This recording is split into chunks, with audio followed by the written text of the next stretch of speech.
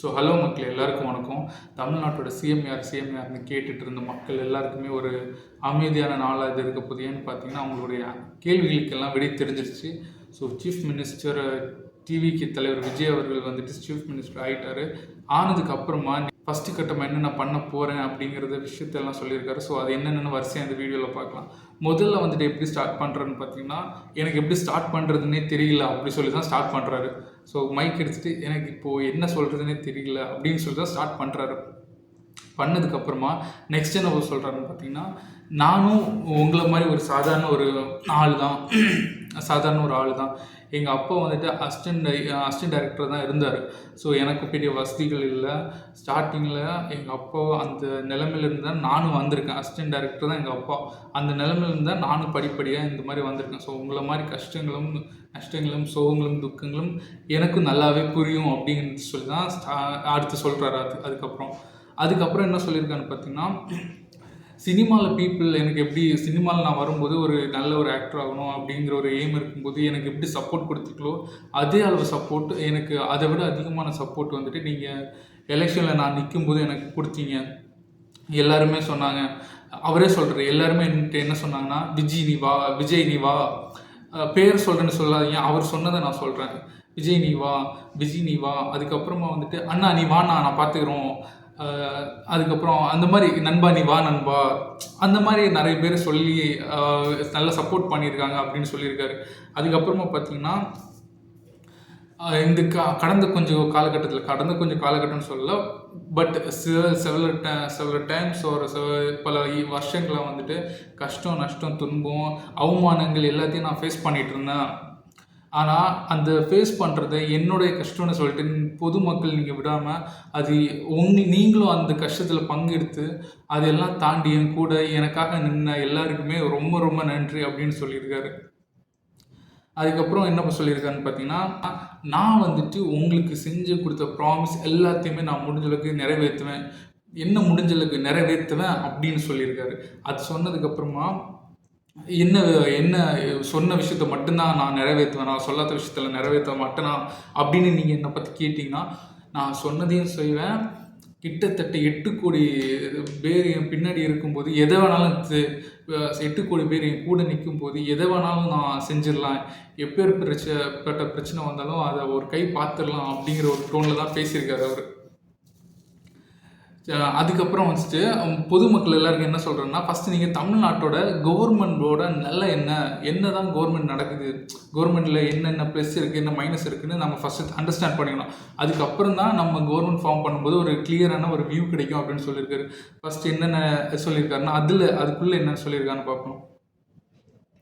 First of all current தமிழ்நாடோட state பார்த்திங்கன்னா 10 லட்சம் கோடி கடன் இருக்குது அப்படின்ட்டு. போனவங்க 10 லட்சம் கோடி கடனை கொடுத்துட்டு போயிருக்காங்க அப்படின்னு சொல்லியிருக்காங்க. யாரை சொல்கிறாருன்னு எனக்கு தெரியாது. அவங்க சொன்னது கஜானா மொத்தத்தையும் காலி பண்ணி வலிச்சு எடுத்துகிட்டு போயிருக்காங்க. இதுக்கப்புறம் கஜானாவில் என்ன இருக்கா இல்லையா, என்ன இருக்குது என்ன இல்லை, ப்ராப்பராக எல்லாம் இருக்கா, கவர்மெண்ட் இருக்கா இல்லை, என்னென்ன கஷ்டங்கள் கவர்மெண்ட்டுக்குள்ளேயே போயிட்டுருக்கு எல்லாத்தையுமே உள்ளே போய் தான் பண்ணணும் அப்படின்ட்டு சொல்லியிருக்காரு.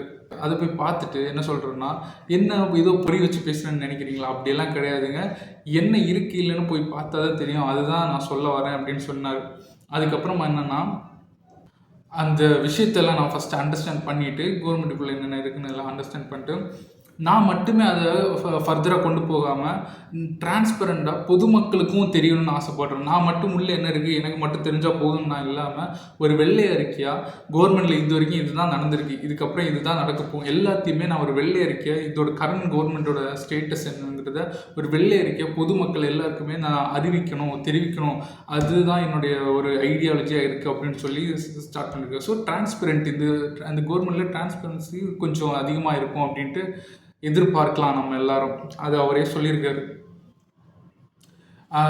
இனிமேல் நான் யாரையாவது மீட் பண்ண போகிறேன்னா, அப்போ இதுக்கு முன்னாடி இல்லை ஏதாவது கவர்மெண்ட் தலைவர்களோ இல்லை கட்சிக்காரர்களோ யாரையாவது ஒருத்தங்களே எலெக்ஷன் முடிஞ்சதுக்கப்புறம் மீட் பண்ணால் தலையில் துண்டை போட்டு இல்லை மூஞ்ச மூடிட்டு இந்த மாதிரி போய் மீட் பண்ணிட்டு யாருக்குமே தெரியாமல் திரும்ப வந்து நான் மீட் பண்ணலையே அந்த மாதிரிலாம் பண்ண மாட்டேன்.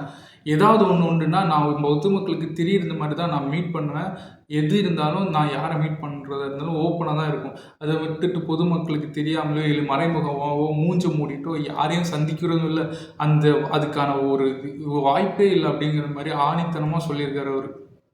ஸோ இது அதுக்கப்புறம் வந்துட்டு சில செக்யூரிட்டி ப்ராமிசஸ் பண்ணியிருக்காரு. செக்யூரிட்டி ப்ராமிசஸ்னால் பெண்கள் பாதுகாப்பு. ஸோ இதில் நான் ஃபஸ்ட்டு எடுத்தோடனே செக்யூரிட்டி ப்ராமிஸில் தான் சொல்லியிருக்காரு பெண்கள் பாதுகாப்பு அப்படின்ட்டு. பெண்களுக்கு அதிகமான ஒரு பாதுகாப்பு கொடுக்கப்படும் அப்படின்ட்டு. அதுக்கப்புறமா ட்ரக்ஸ் வந்துட்டு என்னால் எவ்வளோ முடியுமோ அவ்வளோ தூரம் ட்ரக்ஸ் வந்துட்டு கண்ட்ரோல் பண்ணுவேன் அப்படின்ட்டு. என்ன ட்ரக்ஸை கண்ட்ரோல் தான் பண்ணுவாங்களா?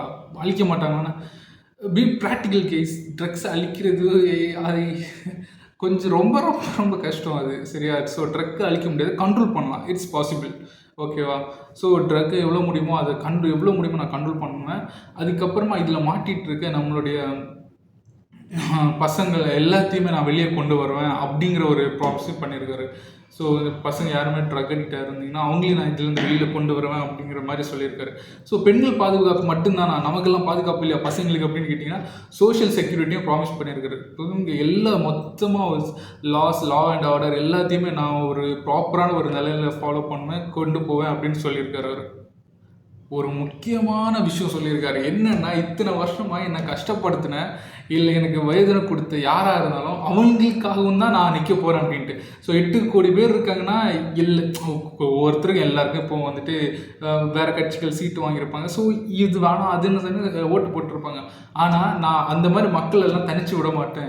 எனக்கு நீங்கள் சப்போர்ட் பண்ணுறீங்களோ இல்லையோ, நான் இங்கே வந்தது 8 கோடி மக்களுக்கும் சர்வ் பண்ணேன். ஸோ இந்த தமிழ்நாட்டில் இருக்க எல்லாருக்குமே சர்வ் பண்ணுவேன். அது யாராக இருந்தாலும் சரி பாரபட்சம் பார்க்காம அவங்களுக்காக போய் நிற்பேன் அப்படிங்கிற ஒரு வாக்குறுதியும் இந்த மேடையில் கொடுக்கப்பட்டது அப்படின்னு சொல்லிக்கலாம். ஸோ நல்ல விஷயம்தான். ஏன்னா ஓட்டு போட்டுன்னு மட்டும் இல்லை, எல்லாருக்கும் பொதுமக்களை பார்க்குறது நானும் ஒரு நல்ல ஒரு விஷயமா எடுத்துக்கணும். நம்மளுக்கு யாராவது கஷ்டம் கொடுத்தாங்கன்னா அவங்களுக்கும் முடிஞ்சளவுக்கு சந்தோஷத்தை கொடுப்போமே, தப்பு இல்லையே.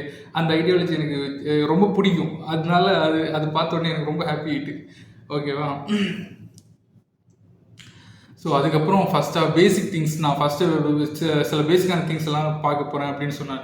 பேசிக்கான திங்ஸ்னால் இந்த விஷயத்துலேருந்து தான் நான் ஸ்டார்ட் பண்ணணும்னு ஆசைப்பட்றேன் அப்படின்னு சொன்னார். எதுலன்னா எஜுகேஷன், ரேஷன், ஹாஸ்பிட்டல்னால் மருத்துவத்தை சொல்லியிருக்காரு. அதுக்கப்புறம் வந்துட்டு பஸ் வசதிகள் அதை பற்றி சொல்லியிருக்காரு.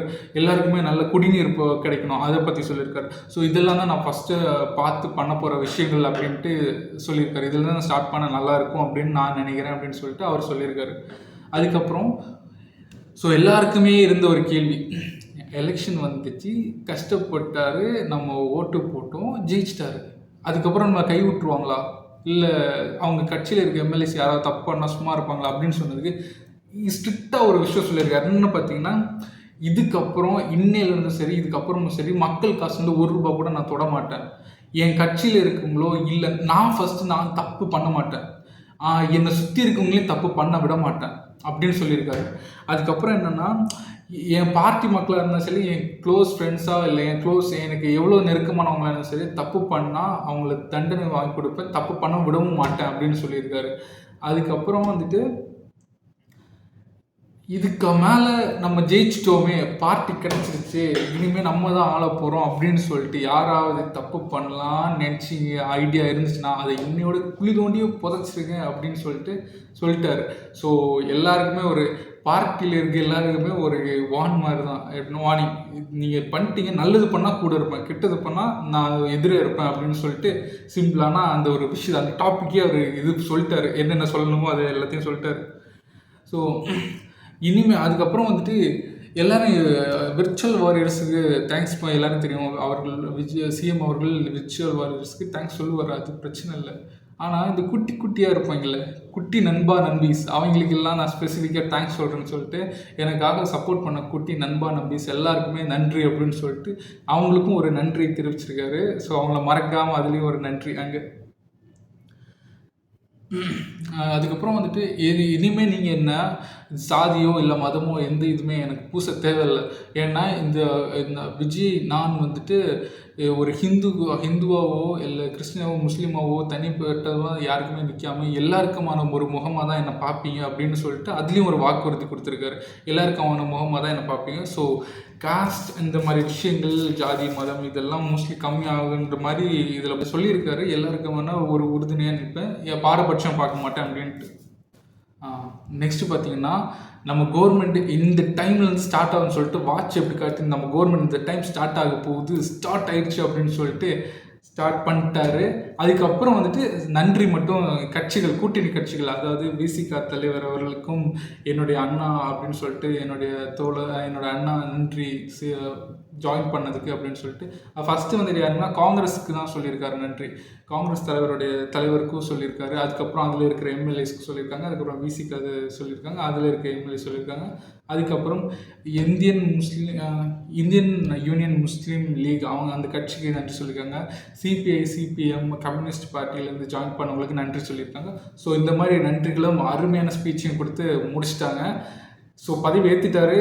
எல்லாருமே சந்தோஷமாக இருப்பீங்கன்னு நினைக்கிறேன். தமிழ்நாட்டுக்கு கவர்மெண்ட் ஃபார்ம் ஆயிடுச்சு. ஸோ இந்த வீடியோவில் ஏதாவது குறைகள் நிறைகள் இருந்தால் கமெண்ட் செக்ஷனில் சொல்லுங்கள். Whether it is for me பாசிட்டிவாக இல்லை நெகட்டிவாக இருந்தாலும் சரி, எதாக இருந்தாலும் சரி, நான் கண்டிப்பாக ரெஸ்பாண்ட் பண்ணுறேன். ஸோ தேங்க்யூ ஃபார் வாட்சிங். Have a great day guys. நன்றி.